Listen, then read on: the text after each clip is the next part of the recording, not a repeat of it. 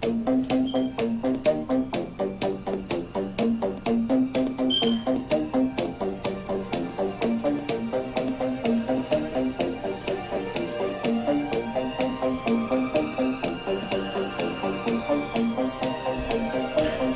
the high mountains of the great Southwest Canadian Rockies, I bid you all good evening, good morning, good afternoon, whatever the case may be, wherever you are in this world, of which is covered by this radio program.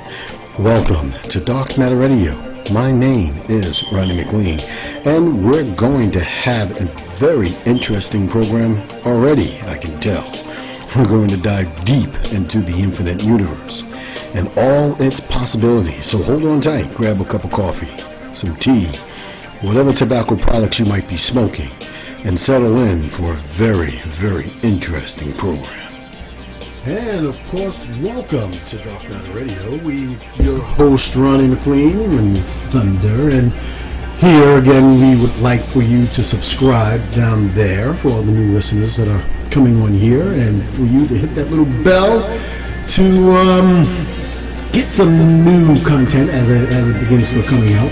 We haven't been putting up a lot more. We'll be putting up a lot more stuff going on. We've been down for a little bit, not really down, but taking care of a lot of personal issue things and lots of stuff going on in the world, as you can see. So this show, we're going to be talking about the dollar and countries opting out of the U.S. dollar. So this is going to be more of an update, and I want to try to put these updates out here periodically so that way you guys can keep a hold of it, because when we're talking about co-creation communities and we're talking about who we are as beings of people, and we're talking about trying to reestablish ourselves, we need to have a really good understanding of our political situation around this world, not only around the Americas, when I say the Americas or American, but also North America and the Americas as a whole, as well as what's going on in East Asia and Asiatic countries, Polynesia, and in Europe. We need to know what's going on around the world as well, right? Because it's very important for us to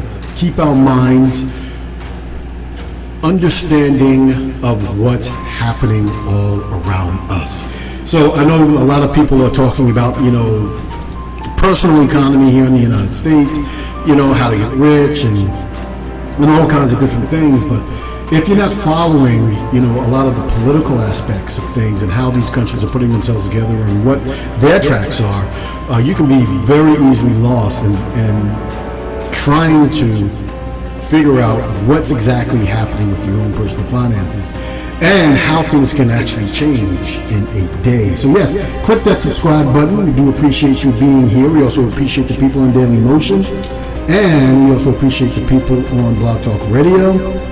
We're still doing that program, and the new program will be coming out probably within the next couple of weeks. We are really, really, really doing well with that. This show is now sponsored by not only RMS Enterprises, Infinity Realty of Hempstead, but also Creative Universe, an online store, Creative Universe at .store. That's the being sponsored by that. We do appreciate that. Also, Casino's Convenience Store down there in Myrtle Beach. Would you appreciate that? And we also appreciate all of the other people that are helping keeping us afloat and joining in on the co-creation communities around the United States as well, and even Canada, right? Like I said, North America. So what is going on with the dollar and what's happening? I just want to recap again. 5 countries opting out to ditch the U.S. dollar and the reasons behind their move. It is a serious thing, because if the dollar does collapse, and I'm not really talking about, collapse or becoming the non-reserve currency is extremely important to understand. So we have a collapse that is looming because of the big bubble in our economic financial institutions. And again, the collapse is also based on being over $22 trillion in now permanent debt. that cannot be paid back because the United States does not bring in that much money. The United States brings in enough money to cover its core debt, but it does not bring in enough money to pay off its whole entire debt. No, not at all, right? So you have to understand that. So when we're talking about the political aspects of economics, you have to understand that this bubble is growing and is going to constantly keep on growing. So when you're hearing the Democrats and all their, pondering about how much money they're going to be spending, about paying off debt, giving people $1,000 a month, and all this other type stuff. It's important to understand that they know politically that this is an impossibility, and that this Ponzi scheme that the world's got going on is going to be collapsing anytime that they feel like it's going to collapse. So, and again, I really need to, again, we're just kind of recapping every financial collapse that we have had, whether it's 1929, the Big Depression, or the savings and loan scheme of the 80s. People forgot about that. Any of the collapses that happened in the 90s, the collapse of 2007, 2008, 2009 that people are still recovering from. All of these are collapses that were designed into the system. This next collapse, I believe, is going to be one of the biggest ones that are going to be around, and it's going to be a collapse that's going to change the whole entire nature of what we are as a country. So that's a collapse. The other thing that they're fighting against right now, and they've been fighting against this for quite some time because countries have been looking to replace the dollar as the reserve currency of the world. What is the reserve currency of the world? In short, the reserve currency of the world is everything that's based on the petrodollar. So every time that anybody buys any kind of oil, they have to use U.S. currency. U.S. currency is considered to be the safest currency right now in the world. And we're going to get into that a little bit as to why it's becoming a little bit difficult for them to actually really replace it. But that is what it's all about. So when they get off of the reserve standard of the U.S. dollar, the dollar will collapse, prices will rise, the trade deficit will grow, and the inflation will be out of hand, uncontrollable to a point as to where it won't be able to get back in. I mean, you heard of, even in Russia with ruble, one American dollar is worth a million rubles, and Venezuela has went through the same entire thing, and a lot of the other third world countries where when their money's collapsing or has collapsed, the inflation just goes through the roof, and that's what we're having here. And people say we're not having inflation, so I just want you to take a look at your cereal boxes, the potato chips that you buy, anything that is constricting in size in terms of the product that you are buying is considered to be product inflation, right? So the deflating how much you're getting and you're paying more for less. So that is a way of them being able to control not just the profits, but the inflation that's going on in the country. So we have, over the past year, full events that inevitably split the global geopolitical space into two camps. Two camps now. Those who still support the U.S. currency as a universal financial tool, as we were just talking about, and those who are turning their back on the greenback. The greenback is the United States currency. And you're going to be kind of shocked, again, if you listen to some of the other programs that we had out there in terms of who's turning their back against the currency, you'll be shocked to find out exactly who's actually doing it. So, global tensions causing and economic sanctions and trade conflicts triggered by Washington have forced targeted countries to take a fresh look at alternative payment systems currently dominated by the U.S. dollar. Now, you have to remember, Iraq, with Saddam Hussein, was a country who was going to put up their own dollar and start selling their oil and their own currency, or a currency that was going to be backed by the Middle East and by Africa. That's one of the reasons why they went in there and destroyed them in the first war. The second war was something totally different. And then we had the country of Libya, and they and their political institutions had already created and were forming a concrete dollar in their African diaspora that were going to be selling stuff to Europe and everything else like that, their oil, and get off the greenback, and that's one of the reasons why they were completely destroyed.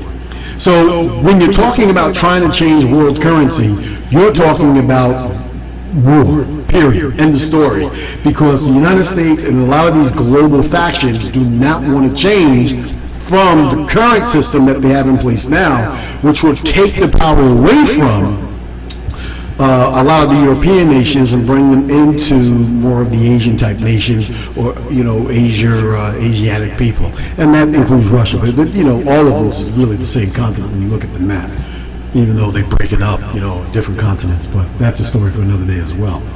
So when you took at Russia Today, a news casting system that's run by Russia has taken a deeper look into the recent phenomena of the de-dollarization, summing up which countries have taken steps towards eliminating their reliance on the greenback and the reasons behind their decision.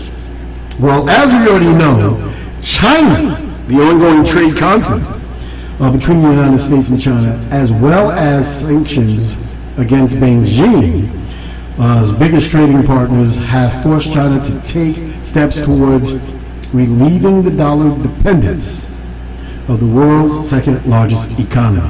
Now, some people say that China is the second largest. Sometimes they report that China has surpassed the United States in its economy because of how much they're selling. But the thing is that we have a big player like China who's extremely interested in devaluating the currency. That's a fight because this is the economic war that's going on right now. And also making moves with countries all around the planet, including in the Caribbean, to make the dollar, the United States dollar, no longer the reserve currency in the world. So in Beijing, the signature soft power player style, the government hasn't made any loud announcements on this issue, although they've been, hinting around it. But however, the People's Bank of China has been regularly reducing the country's share of U.S. treasuries. And that's a story we're going to get into right now. But still, the number one foreign holder of U.S. sovereign debt, China has cut its share to the lowest level since May 2017. Now, China has almost, $4 trillion worth of U.S. debt in backing, right? But what have they been doing with that money? They've been taking that money and spreading it all over Africa. They're knee-deep and supplying support to African countries, taking over gold mines, silver mines, and a whole bunch of other resources, and the African countries are gladly giving their support to China. Not only that, but they're over here in the Caribbean, doing the same exact thing with Venezuela, with a lot of the British Isles, some of the U.S. Virgin Islands. You have Dominica, you have Jamaica also looking at that, Cuba, and then you have some Central American countries that also are turning its back on the greenback, the dollar, and supporting China and their devaluation, as well as their move to make the dollar the non-U.S. the non-reserve currency of the United States. Moreover, instead of promptly dumping the greenback, China is trying to internationalize its own currency, the yen, which has included, which is now included in the monetary IMF, the Monetary Fund International Bank basket alongside the U.S. dollar. So what does that mean? What it means is that the Chinese has somehow maneuvered their worthless yen as part of the currency the world is using as part of the reserve system, right? That includes the Japanese yen, the euro, and the British pound. Beijing has recently made several steps towards strengthening the yen, including accumulating gold reserves, launching yen prices, crude features, and using the currency and trade in international partners. Now, you got to understand this. When they went to go and strengthen the yen, and this is including Russia, we'll get to Russia, we'll talk about them right now as well. What these countries are doing, they're buying up gold everywhere, and they are fashioning their dollar, their yen, their currency, most likely on the gold standard. Now, when they do that and get off of the petroleum standard, and they go on, or the crude standard, and they go on a gold standard again, the United States is screwed. Why is it? Because it is my belief, and also a lot of other people's beliefs, from the studying that I've been doing, the U.S. Treasuries cannot account for any of the gold inside of Fort Knox. And we have absolutely no idea what happened to the gold reserves at the World Trade Center, as that gold has not been accounted for either. So as far as we know, the United States really doesn't have any gold reserves, and this is one of the reasons why Nixon, back in the 70s, took us off of the gold reserve standard to be able to guard us against a whole bunch of other things, and went into a further agreement, which was, I believe, a 50-year agreement, which is now up, with the Middle Eastern countries, Saudi Arabia, etc., to go on the crude oil standard and have the dollar to be the reserve standard. Well, that was up, I believe, back around 2015, 2016, and no longer is promised to be the reserve standard of the world. So launching, the yen as price crude features and using currency in trade with international partners is extremely concerning for the United States currency. And as part of the ambitious Belt and Road Initiative, China is planning to introduce swap facilities in participating countries to promote the use of the yen. Moreover, the country is actively pushing for free trade agreements called Regional Comprehensive Economic Partnership, RCEP, which will include the countries of Southeast Asia. The trade pact could easily replace the Trans-Pacific Partnership, the TPP, which I was 100% against. The proposed multinational trade deal, which was torn up by U.S. President Donald Trump, which I really did support, shortly after he took office. RCEP includes 16 countries signatories, and the potential pact is expected to form a union of nearly 3.4 billion people, based on the combined 49.5 trillion economy, which accounts for nearly 40% of the world's gross national product, GDP. That is crazy. The other country is India. As you remember, the United States got pretty pissed off at India because India rejected buying military supplies from the United States and went with the communist government instead. That was a shock. That was a shocker. So, ranked as the world's sixth largest economy, India is one of the biggest merchandising importers. It's not surprising that the country is directly affected by most global geopolitical conflicts and is significantly impacted by sanctions applied to its trading partners. India is something else, man. When it comes down to Kashmir and what they did to the people over there by stripping them of all their rights, that's kind of crazy, but that's another story. I tell you, when you talk about independence of indigenous people here in North America, you need to really pay attention to what's happening over there in India and Kashmir, because anybody who thinks that they can go in partnership with a lot of these different with the United States governments, you'll end up just like what's happening in Kashmir right now. Those people were thrown in jail, silenced, and their parliament was collapsed by the Indian government for protection of their own people. This can happen to you. This is the reason why we're talking about all these things, because we need to really be up on what's happening, right? So anybody who's not, thinking about co-creation communities and living in co-creation developments, as a co-creation mindset and getting the training on that from ENA and from a lot of other different places, we are really behind the 8 ball. So earlier this year, Delhi switched its ruble payments on supplies to Russian S-40 air defense system as a result of economic penalties. Very important that, and again, we're talking about that because the country has also switched to the ruble in purchases of Iranian crude after Washington reinstituted sanctions against Tehran in December. India and the United Arab Emirates sealed a currency swap agreement to boost trade and investment without the involvement of third currency, taking into account that India is the third largest country purchasing power parties. Steps of this kind could considerably diminish the role of the greenback, the American currency, in global trading. We are headed for some really difficult times. This is the reason why I'm talking about co-creation communities. Next, we talk about. So just to recap these two, you got to remember that we're talking about a huge population of the earth when we're talking about India and China combined. India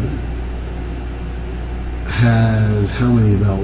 India has 1.3 billion people in their population. It's about 1.3 billion, and China has approximately 1.4 billion people. So China has roughly about 18.5% of the world's population, and so does India have about 18.3% of the world's population. So we're looking at 36 to 37% of the world's population, roughly almost half of the population when you're talking about economic power and what's happening. So, and then you talk about Turkey, because Turkey earlier this year announced plans to end the U.S. dollar monopoly by way of a new policy that is aimed at non-dollar trading with countries' international partners. And later, Turkey's leader announced that Ankara is preparing to conduct trade through national currencies with China, Russia, and Ukraine. Turkey also discussed a possible replacement of the U.S. dollar with national currencies trade transactions with Iran. So, Turkey is not American indigenous countries' crackdown on the U.S. dollar in favor of the lira. So that's, it's crazy. So this move was prompted by political and economic reasons. Relations between Ankara and Washington, which is the Turkish capital, Washington have been deteriorating since the failed military coup in the country that ousted President Erdogan in 2016. It's been reported that Erdogan suspects U.S. involvement in uprising and accuses Washington of harboring exiled cleric Fethullah Gulen, whom Erdogan blames for masterminding the coup. The Turkish economy sank after Washington introduced economic sanctions over the arrest of the U.S. evangelical pastor Andrew Brunson on terrorism charges in relation to the uprising. Erdogan has repeatedly slammed Washington for unleashing a global trade war, sanctioning Turkey, and trying to isolate Iran. The NATO members' decision to buy Russian S-400 missile systems added to the fuel. So, moreover, Turkey is trying to ditch the dollar in the attempt to support its national currency, the lira. And the lira has lost nearly half its value against the greenback, or the U.S. dollar, over the past year. So the currency plunge was exorbitant by soaring inflation and increasing prices for goods and services. So, it goes without saying that the United States is wrapped up in a lot of crazy stuff when it comes to world economics, as they're trying to impose and force their will on a lot of people. But you have to also remember Turkey, which was known before as the Ottoman Empire, has a very, very serious history of genocide against the Armenian people, right? Where they killed maybe 700,000 to 1.7 million people in that country, are actually trying to exterminate the Armenian people. So these you're dealing with ruthless people here. Ruthless people here. And, when you get down to talking about Iran, a triumphant return of Iran to the global trading arena did not last long. Shortly after winning the U.S. presidential election, Donald Trump opted to withdraw from the 2015 nuclear deal signed between Tehran and group nations, including the United Kingdom, the United States, France, Germany, Russia, China, and the EU. So the oil-rich nation has once again become a target of severe sanctions resumed by Washington under Trump's administration, which has also threatened to introduce penalties against any countries that would violate the embargo. Now, on Trump's behalf, you have to, it is understandable that deal that was negotiated by the Obama administration was a horrible deal, filled with a lot of economic value, where there was almost no real, how can I say, oversight in terms of their nuclear program. So, the threatened to introduce penalties against any countries that would violate the embargo. That's what Washington did. So this punitive measure was banned business deals with the Islamic Republic and cracked down on the country's oil industry. Not a good thing, because sanctions have forced Iran to look at other alternatives to the U.S. dollar as payment for its oil exports. Iran clinched the deal for oil settlements with India. Crazy, because India again was another huge ally of the United States, as well as Turkey was, in this whole global situation that's going on. I mean, the whole entire global thing is just turning upside down at this point.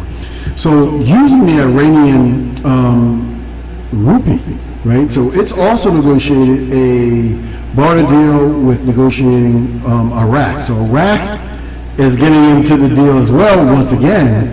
And again, the United States has spent almost 20 years over there trying to quote-unquote straighten things out. So the partners are also planning to use the Iraqi dinar for a mutual transaction to reduce reliance on the U.S. dollar and banking problems connected to the U.S. sanctions, right? So we are just really, you got to understand that the world is really starting to coalesce with one another. Part of the world is, a huge part of the world. You're talking about almost 50% of the population of the earth, which is now which is now in the process of trying to get rid of the dollar as the current reserve currency. So last, we got Russia. Now, this is crazy. Russia has about 177, almost 200 million people in their neck of the woods.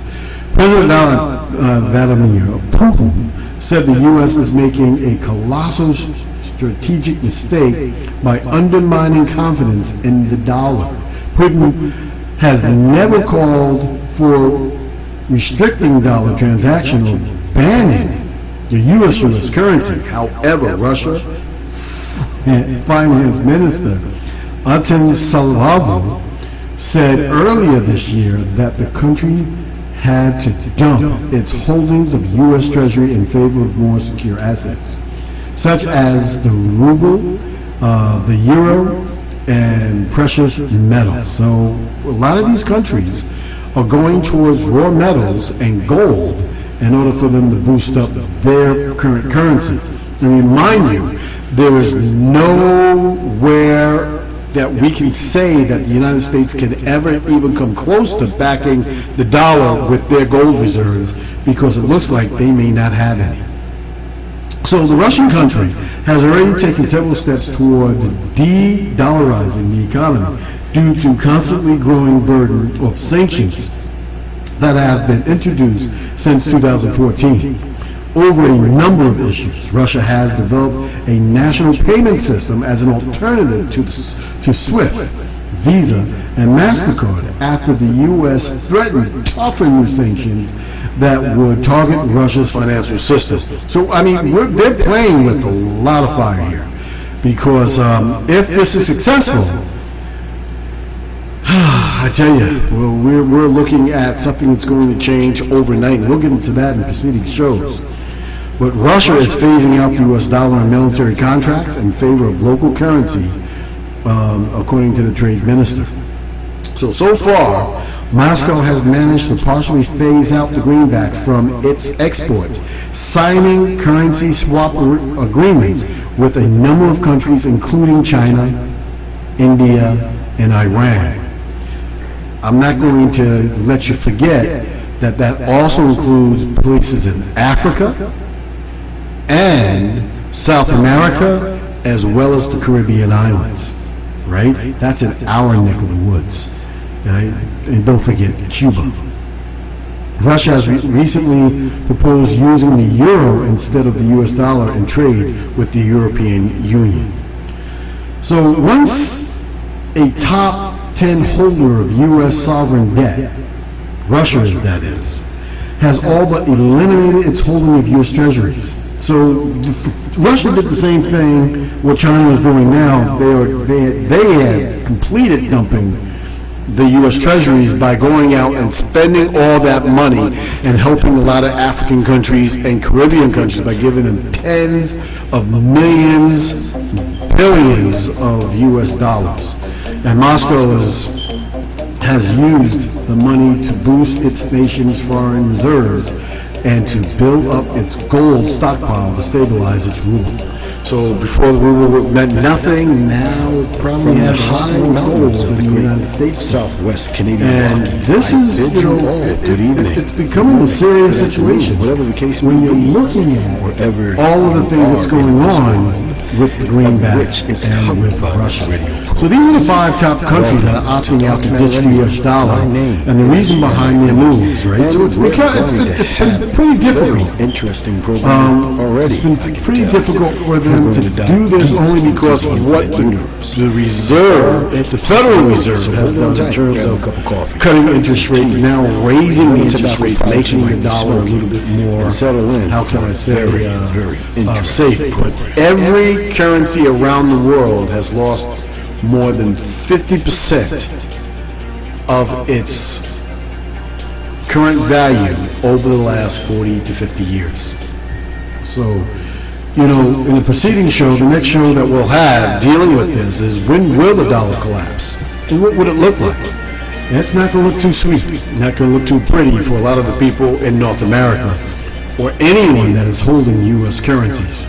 So, and your life will change abruptly overnight when this happens. It is not going to be a very, very, very cute thing. So when you talk about the collapse of the dollar, or the dollar becoming not the current reserve dollar as it is right now, and this is one of the reasons why the United States is so rich, you know, not also imparting about all of the things that they've done with the indigenous wars and creating all of these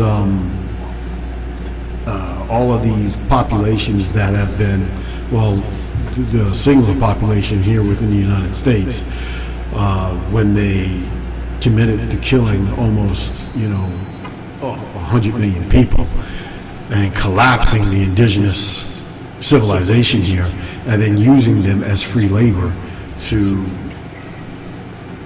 essentially tear down and rebuild this whole entire structure that we see here today. So I want you to keep in mind that the reason why we're talking about these things is so that you can be prepared. so that you can have an insight as to what is actually going on around the world, and so that, you can really understand what co-creation means and living in a co-creation community means. Because when the dollar collapses, if you're living just basically in the system, you are not going to have anywhere to go to be able to be safe.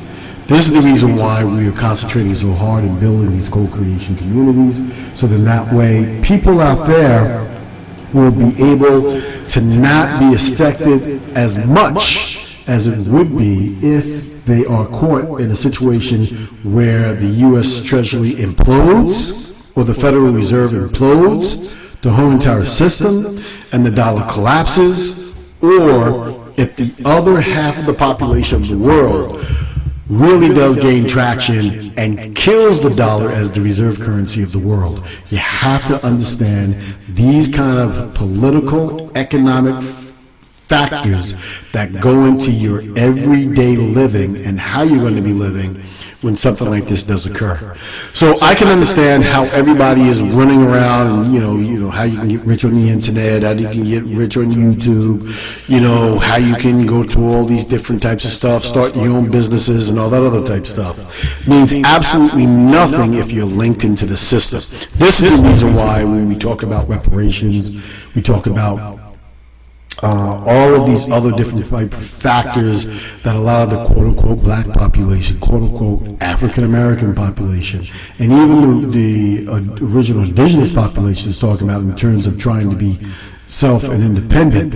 You cannot be self and independent if you're dealing with a system that is already collapsing and out of money.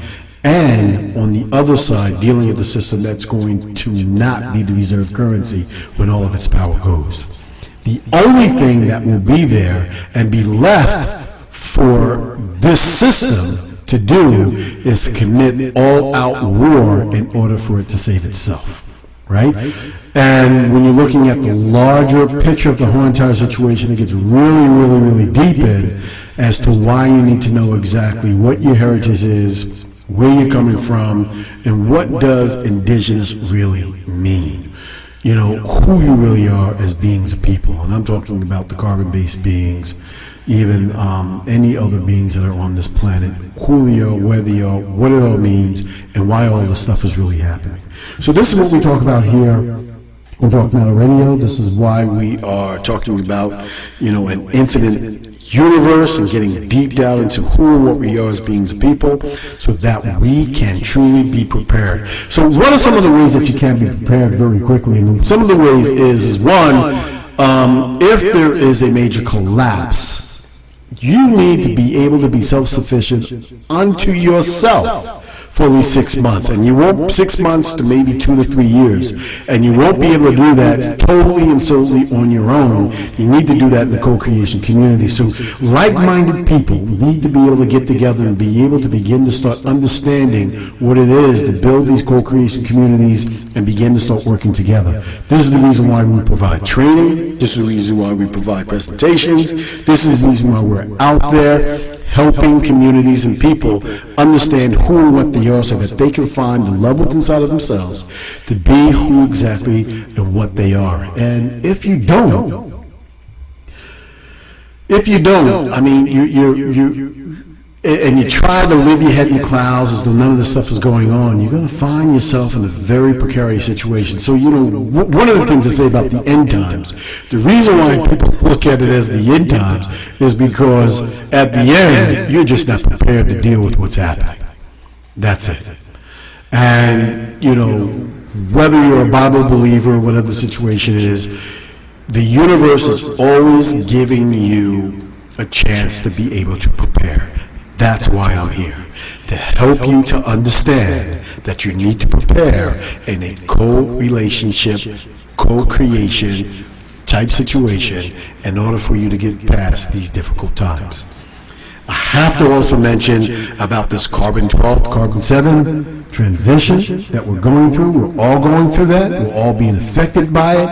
And this is one of the reasons why we have such a heavy dose of, how can I say, mental issues that are going on right now. because many of us that are going through this transition right now are unprepared socially, physically, and mentally to be able to deal, and spiritually, to be able to deal with the type of changes that are actually happening physically to our body from the different types of rays and particles that are coming from the outer atmosphere of space and from the sun. So there's a lot of things that are happening with that. So you need to know those people who understand what chaos beings are all about, carbon-based beings are all about, and what, sulfur-based beings are all about, and the makeup of your genetic situation and how it's affecting you. You need to understand that in order for you to be able to cleanse your system and be able to put yourself in the right type of mind, so your mind can be able to be free, so you can see the things that are around you. So when we're talking about these kinds of things like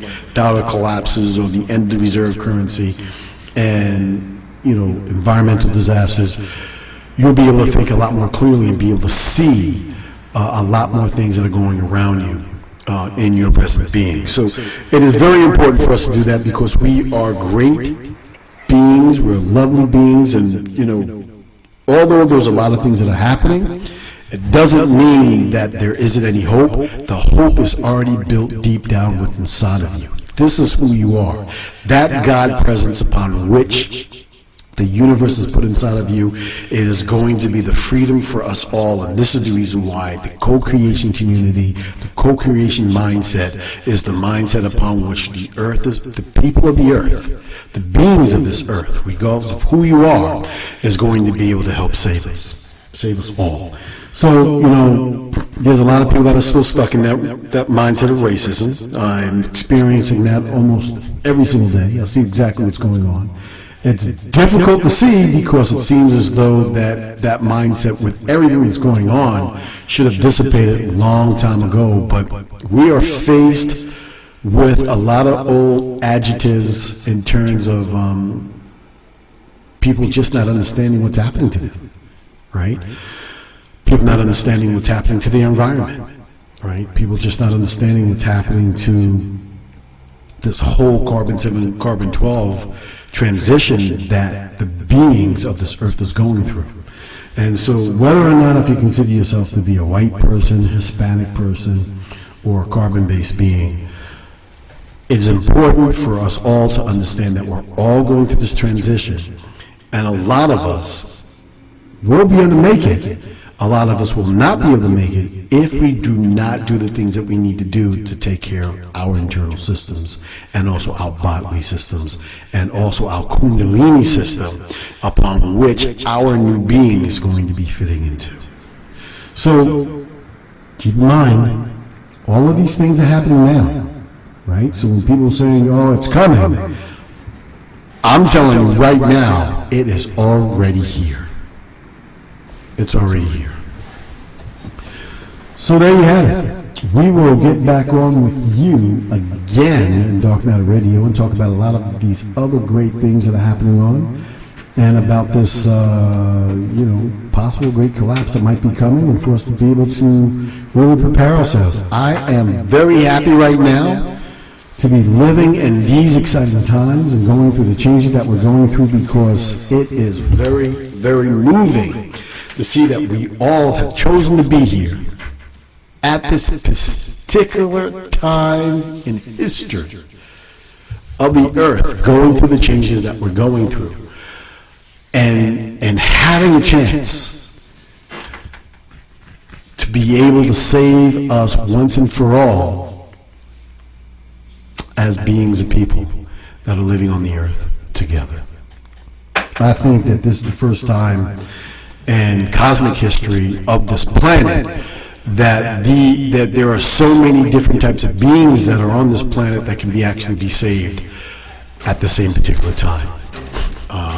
And again, we'll get into a lot of the stuff with the Sanskrits that have been written, that have been around for billions of years, and getting more into the people of Lemuria, the people of Atlantis, and a lot of the Sanskrit writings that really begin to tell us about a lot of the things that have been happening in these different cycles that have been going on. So, yeah, there's a lot going on out here. So, love these conversations. Love the conversations that we're having. We're going to be having another show that we're going to be talking about what makes relationships fail, and what makes them succeed. But there's a lot of hurting people out there, and a lot of people not understanding why their relationships are failing. But again, a lot of it also goes into mindset, what's happening in our atmosphere, and the types of systems that we're in that is creating the type of, personalities that we're existing today. People who don't really get into the morality of their own selves and don't think of themselves as highly cultivated beings, but more like, animals or something like that. But we'll talk about that, and it's been great. So there it is. Great grand rising to us all. And I thank you for participating in Dark Matter Radio tonight. Stay tuned. There's a lot more coming. A lot more coming. This is Ronnie McLean on Newfoundland. Have a great evening. Have a great morning. Have